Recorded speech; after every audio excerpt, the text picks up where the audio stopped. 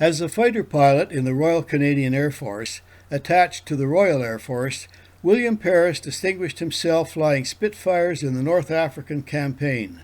Post-war, for several decades, he was a leading figure in civilian pilot training and in management of the Royal Canadian Flying Clubs Association.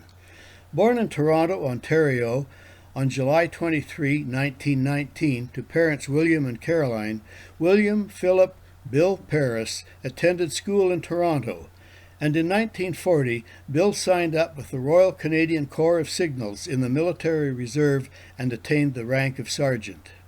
In 1941, he transferred to the Royal Canadian Air Force and took pilot training at No. 10 Elementary Flying Training School in Hamilton, Ontario, where he took his first flight on August 21, 1941, in a Fleet Finch airplane. This was followed by further training at No. 1 Service Flying Training School at Camp Borden, Ontario, where trainees flew Harvard and Yale aircraft, and where Bill earned his wings and graduated as a sergeant pilot in January 1942. Bill's next assignment was a posting to England for further training, where he made his first flight in a Spitfire of the Royal Air Force. In July 1942, Bill reported to 122 Squadron of the Royal Air Force at Hornchurch, Kent, and on July 26 he flew his first operational flight as a fighter pilot.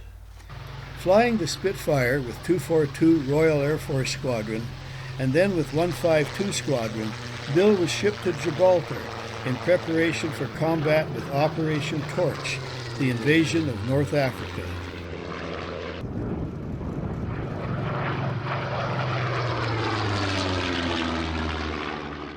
In November 1942, Bill began flying Spitfires equipped in Gibraltar with long-range fuel tanks.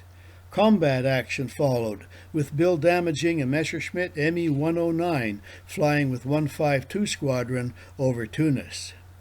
On one operation, Bill shot down an enemy Stuka dive bomber, thus scoring his first victory.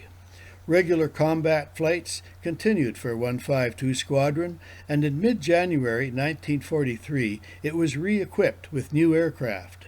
Bill was flying up to 4 operational flights per day, promoted to pilot officer, and 152 Squadron was converted to a Spitfire bomber squadron with the aircraft modified to carry 2 250-pound bombs. In May 1943, Bill reported to 144 Maintenance Unit Headquarters at Maison Blanche in Algeria to test fly rebuilt fighter aircraft for return to service in North Africa.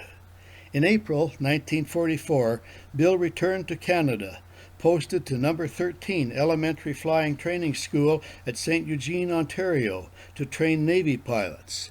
At war's end, with victory celebrated in Toronto and across Canada, Bill was discharged from the Air Force with the rank of flight lieutenant. From 1946 to 1952, Bill was a part-time instructor with the Toronto Flying Club, when civilian pilot training resumed after the war, often flying Tiger Moth aircraft.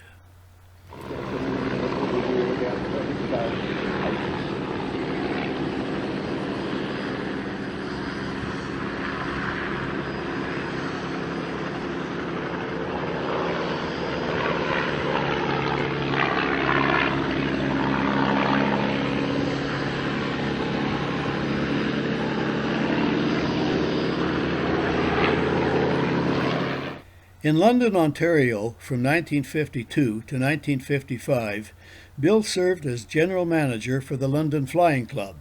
From 1955 to 1984, he gave 30 years of service to the Royal Canadian Flying Clubs Association, starting as secretary and ultimately as president. In 1971, Bill was head technical advisor for the London to Victoria Air Race, celebrating the centennial of British Columbia's entry into Confederation. And for his work with the race, he received the Paul Tissandier Diploma from the Fédération Aéronautique Internationale.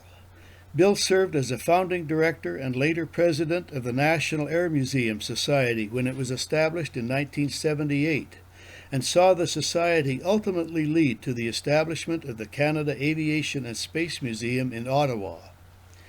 In 1989, Bill was installed as a member of the Order of Canada by Governor-General Jean Sauvé, recognizing his contribution to aviation and service to the Royal Canadian Flying Clubs Association. In June 1944, Bill had married Jacqueline Cole in Toronto, and the couple had one child, Barbara, born in 1951.